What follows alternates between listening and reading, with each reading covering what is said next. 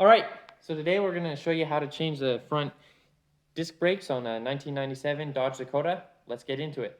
All right, so to start off, once you've jacked up the vehicle and taken off the tire, it's best to put the key in the ignition, turn the wheels to one side so you can access the two bolts that hold on the caliper, one up top and one underneath.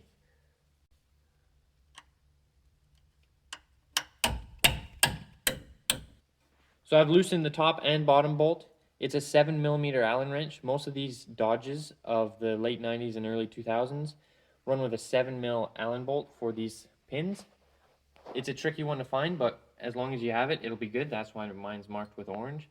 You pull them out, and as long as you can see that the threads are out, you don't have to fully remove the bolt. So now should just be able to slide this caliper off.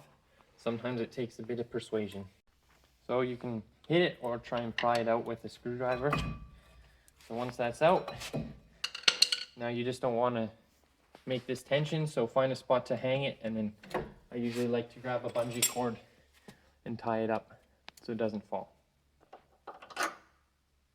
So to remove the rotor, it might just slide off, or you might have to hit it a little bit.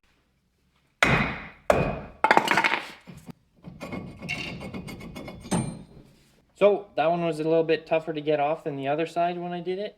Basically just twisted this whole assembly and was able to smack it from the back to pop it loose. It kind of just rusted itself in there. So that's a pretty easy way to get that off. Now it's easy to do a little inspection of stuff here. You can see it's a little bit greasy, nothing too much to worry about, and I'll be able to start working on the caliper again. Okay, so now on to the caliper. Right here, I'm just going to check. It's got all the new brake parts. So these are the new pads. So I'm just going to put it up there, compare, make sure that looks right. Looks good to me. And then this one that goes on the inside of the piston sits in there. And that looks the same as well. So now the next step is going to be removing the old pads. So this one just pops right out. Just a little clip there. This one's a little trickier. So it's got some tabs right here that you need to pry out. One there, and then another one here. So as long as you can keep these tabs out of the little circles, then it should just slide right out. Perfect. Then just stick your screwdriver in here and it should pry the piece out. This one's being glued on. This one pop back in, so just like that. Peel it out. So now what I'm going to do is I'm going to have to compress this, and I'll just clean up this surface to remove any glue. So right here I've got my piston compressing tool, so it can compress the big brake piston. You can also just use a big C-clamp on these older vehicles.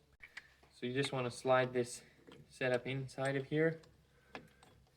So make sure that it holds even pressure on the piston, and then start to screw it. It's really neat how it pushes this backing plate onto the rest of the caliper. Sometimes you need to hold this piece with an actual wrench, but I think this one today will just squish.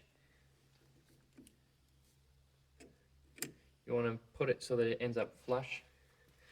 And one thing that I did to make this easier is remove the cap on the brake fluid reservoir.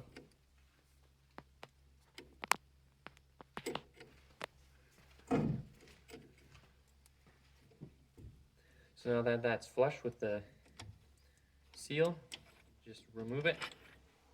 We can install the new pads. One more thing, while the caliper doesn't have the pads in, I like to pull these caliper mount bolts out of their homes, and we're going to put some grease on them. So use this brake lubricant. So you just want to put a little bit on the part that slides around so it doesn't get seized. Makes it a lot easier to pull the caliper off. Alright, now's the fun part. Time to install the new pads. So the first one clips in real nice and easy, like this old style. Just like that, and you're done. This one is a little bit more difficult, but not too hard.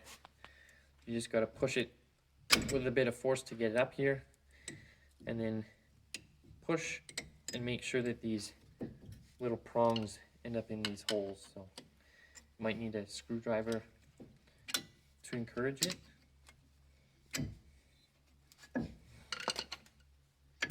One, two.